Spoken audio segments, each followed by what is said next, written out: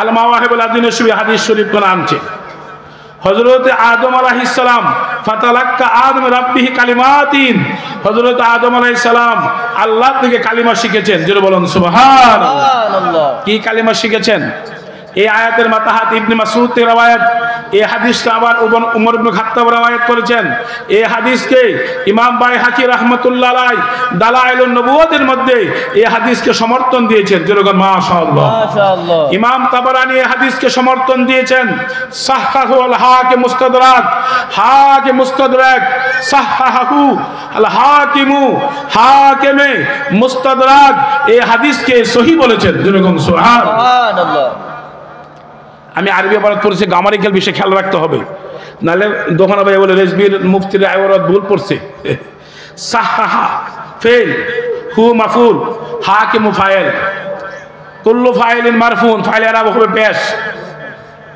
তাহলে হাকিম মুস্তাদ হাদিসকে সমর্থন দিয়েছেন কি হযরত আদম আলাইহিস সালাম কি করেছেন হে লা মাযহাবিল মুলবির আপনারা শুনে রাখুন হযরত আদম আলাইহিস সালাম দোয়া করেছেন বিহক্কি মুহাম্মাদিন আন তাগফির আলী ইয়া রাব্বুল আলামিন ইয়া আরহামার রাহিমিন তুই মুহাম্মদ রাসূলুল্লাহ সাল্লাল্লাহু তাআলা আলাইহি সাল্লামের ওসিলা আমাকে ক্ষমা করে দাও জোরে বলুন সুবহানাল্লাহ বিহক্কি মুহাম্মাদিন আন তাগফির আলী আল্লাহ বলেন কাইফা আরাফতা তুই মুহাম্মদকে কিভাবে চিনলে লাম্মা খালাকতানি ওয়া নাফাকতা ফিয়া রূহি ওয়া রাফাতু রাসি ফারাইতু মাকতুবান আলা কাওয়াইমিল আরশে লা ইলাহা ইল্লাল্লাহু মুহাম্মাদুর রাসূলুল্লাহ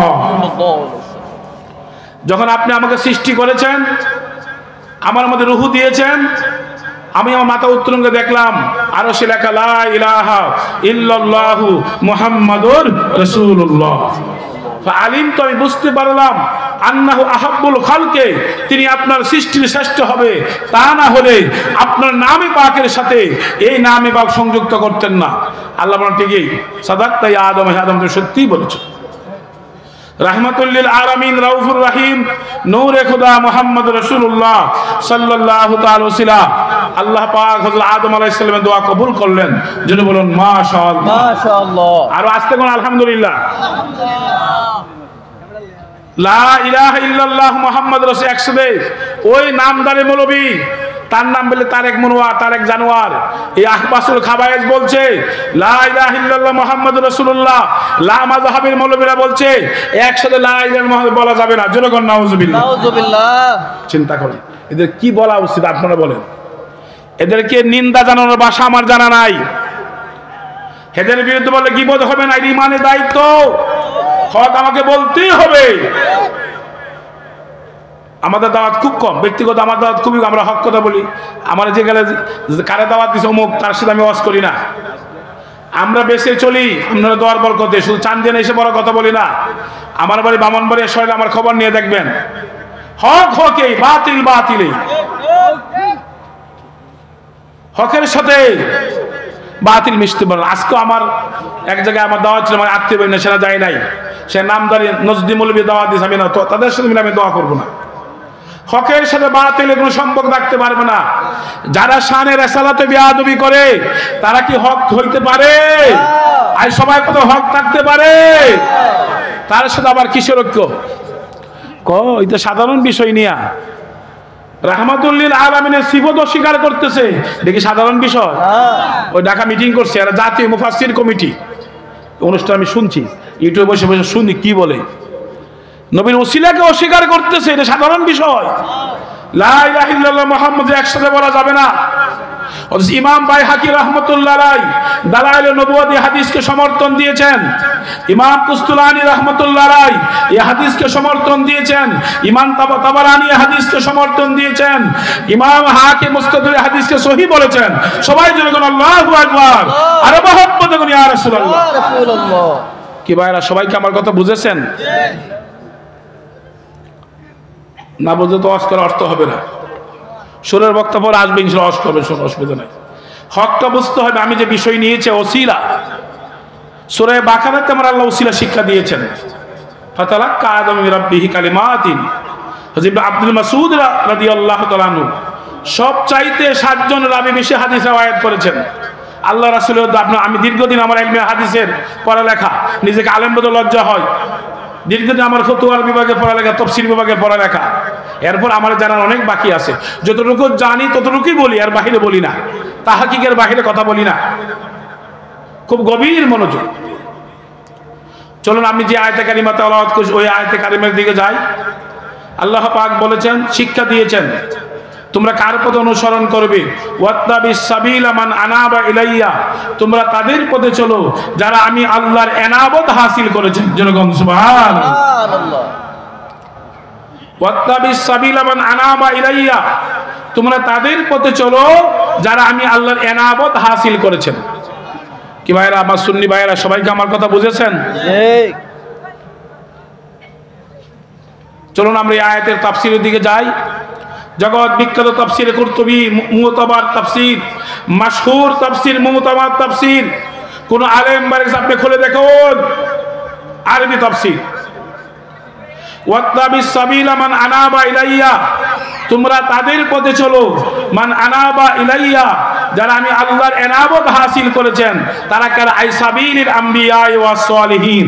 এক নম্বর হল আম্বিয়া কেরাম আলাইহিমুস সালাম, দ্বিতীয় হলেন সালফে সালিহিন আউলিয়া কেরাম। জোরে বলুন মারহাবা। আমার আল্লাহ শিক্ষা দিল, ফাতালাক্কা আদামু, সূরা বাকারা, সূরা লুকমান, আমার আল্লাহ শিক্ষা দিল যে তোমরা কি করো, ওই তাদের প্রতি চলো যারা আমি আল্লাহ এনাবত হাসিল করেছেন। আম্বিয়া কেরাম আলাইহিমুস সালাম, ওনারা সর্বশ্রেষ্ঠ, নবীদের সাথে কোনো মানুষের তুলনা হইতে পারে না। আহলে সুন্নাত ওয়াল জামাতের আকীদা কি? দেখি আমরা বানায় বলতেছি কি? আমরা বানায় বলতেছি? রেনেস বেরে কত বানায় বলে? এই শরহে আকায়েদ নসবী খুলে দেখুন, ওই আকায়েদ নসবী আরবি মূল কিতাব বাংলা না, মূলটা খুলে দেখবেন, সেখানে আছে কারামাতুল আউলিয়া হাক্কুন। আমরা ছাত্রদের মনে করতাম এই কারামতুল আউলিয়া বুঝে এটা সরি বইয়ের কথা, ওলিদের কারামত সাধারণ বই, বাংলা বই না, এটা আকায়েদের চূড়ান্ত সিদ্ধান্ত। কারামত সংজ্ঞা কি এটা বলে দেই, নাহলে কবি হইতো মূল আবারত কিছু ব্যাখ্যা দিছে না। এটা হলো আকায়েদ নসিবের আবারত, সরা করেছেন আল্লামা সাআদউদ্দিন তাফতাজানী রাহমাতুল্লাহ আলাইহি। বলেছেন জুহুরু আমরিন খারিকিন লিল আদাত, সাধারণ জ্ঞানের পরিপন্থী যেটা নরমাল সেন্সের বিপরীত, যেটা স্বাভাবিক জ্ঞানে আসবে না, সেটা হলো কারামত। কারামতুল আউলিয়া হাক্কুন, ওলিদের কারামত সত্য, এটাই হক আকীদা।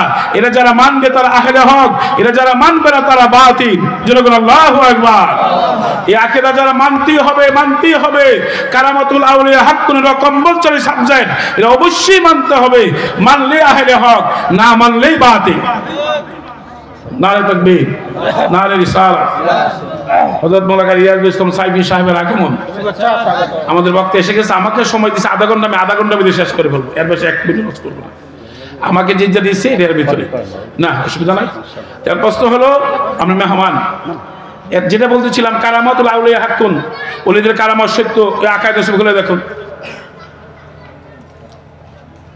আমার আবার যদি ভুল হয় আমি শুদ্ধ হয়ে যাব।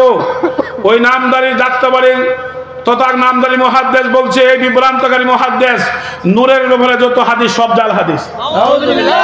এর নাম নিতে আমার কি না হয়, আর কি পড়ালে একবারে করে নাই। আমার ছাত্রের বয়স, আমার শিক্ষকতা 28, চলে রানিং, কিন্তু সে 28 বছর তার হয়েছে সন্দেহ আছে। সে নূরের ব্যাপারে যত হাদিস সবগুলো জাল হাদিস।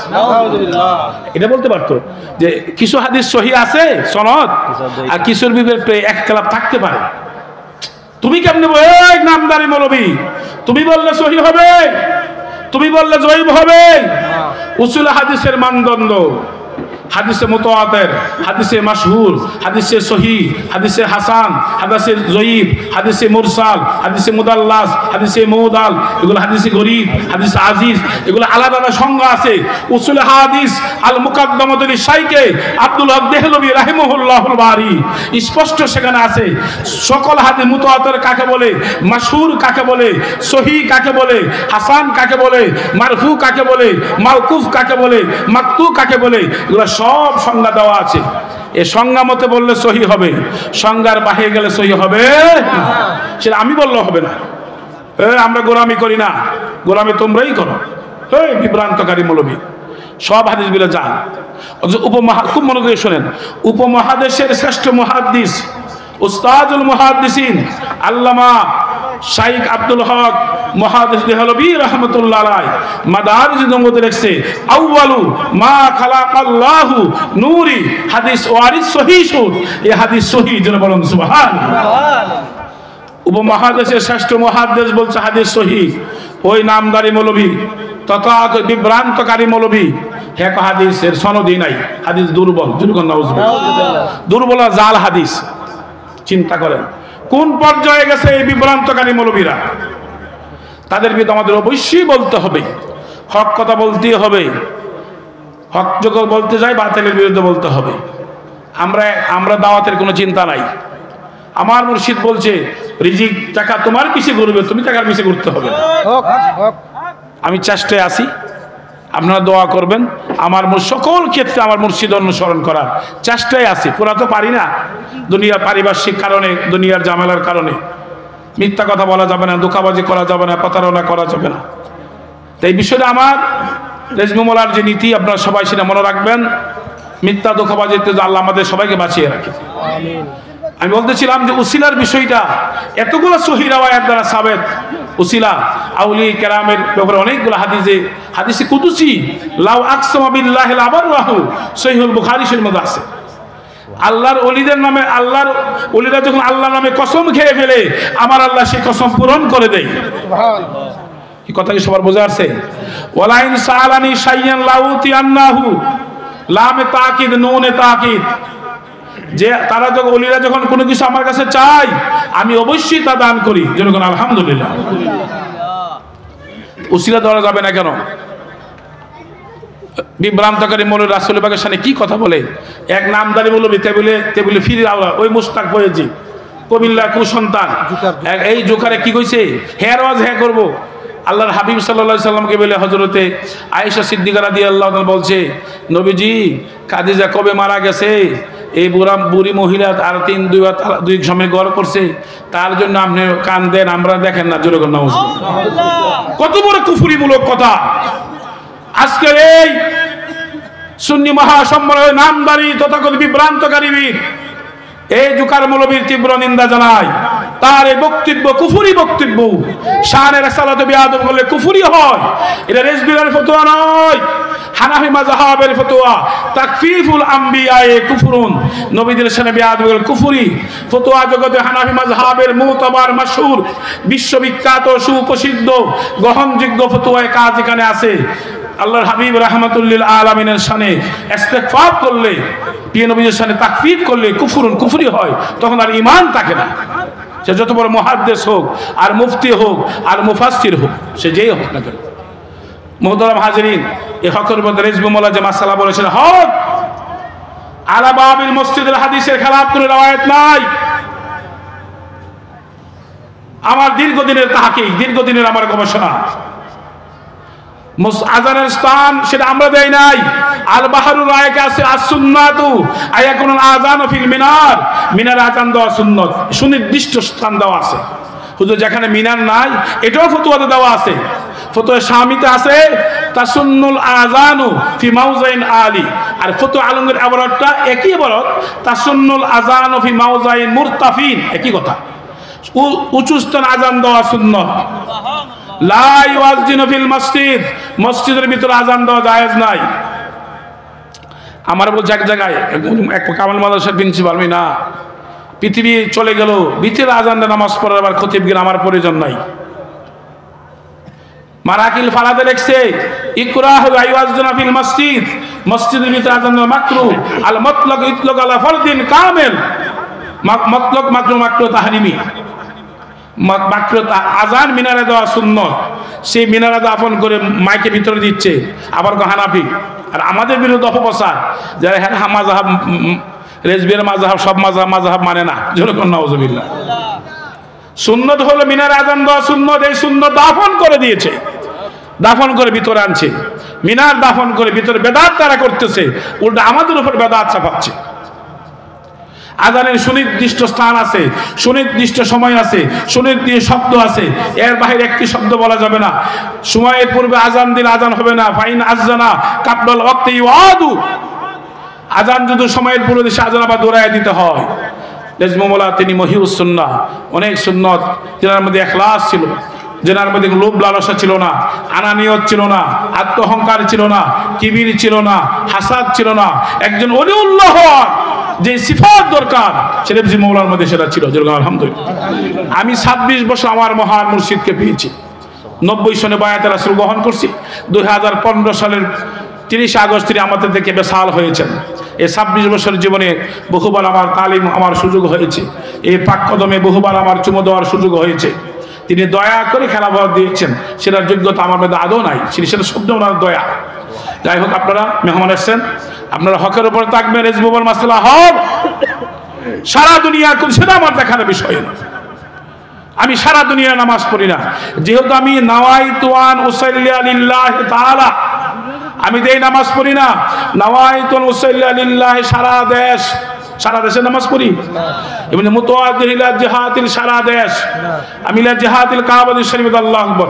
আমি মসজিদুল কিস আল্লাহ মাফতাহলি, আল্লাহ রহমতের দরজা, আবওয়াব রাহমাতিক, রহমতের সব দরজা খুলে দাও। আমার তো ফ্যান খাওয়া, আমার ফ্যানের বাতাস খাওয়া আমার উদ্দেশ্য না। 1450 বছর নামাজ পড়া হয়েছে ভাই, ফ্যান আইসে 30-40 বছর হয়েছে, ওই সময় গরম ছিল না, নামাজ পড়েন ওনারা, কি হয়েছে? আরে ফ্যানে নামাজ পড়ে ফরজ না, ওয়াজিব না, সুন্নত না, মুস্তাহাব না। মসজিদে দেয় ফ্যান আসেনি, চিন্তা করে আগে যে ফ্যানটা আছে বুঝে ফরজ। আমি কিছু নামাজের আমার ছাত্রদের বলছি, শুনলে নামাজের ফরজ একটা বাড়ছে, বুঝলো কি বলা আগে ছিল 13 ফরজ, একটা ফরজ 14 ফরজ। মানে কয়েকজন দাঁড়ায় রয়েছে, এক লোক আমার বললো হুজুর কারেন্ট নেই, মসজিদে ঢুকবে না। কারেন্ট আইসে, ফ্যান চালায় নামাজ পড়ছে। বাবারে, এটা শর্ত কোন হয়ে গেছে। নামাজের বাহিরে 7টা ফরজ, ভিতরে 6 ফরজ। কারেন্ট আসছে, উনি মসজিদে ঢুকছে। কেমন মুসল্লি চিন্তা করেন, কোন পর্যায়ে আমরা আছি। একটা হলো এখানে ফ্যান চলতেছে, এবার সরল মনে গেছে গা নামাজ পড়বি, এটা ভিন্ন কথা। ফ্যান চালায় আবার নামাজ পড়তে হবে, এর আগে না। বাবা কি বোঝা বুঝছে। তাহলে দেখা গেছে 4 রাকাত নামাজ, 2 রাকাত আরামে পড়ে, 2 রাকাত কারেন্ট গেছে গা, তো তাড়াতাড়ি কারেন্টটা দেন। আরে বাবা কি মুসল্লি, খুশু এবং খুশু নামাজ পড়তে হবে, তাকওয়া। এটাই রেজমু মোল্লার সুন্নত।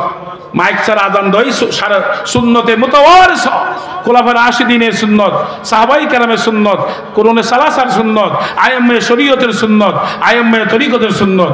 মাইক ছাড়া আজান দেওয়াই সুন্নত, দেওয়াটা মাইক দিয়ে দেওয়া সুন্নতের যুগের চাহিদা বড় না, নবীজির সুন্নত বড়। যেরকম আলহামদুলিল্লাহ।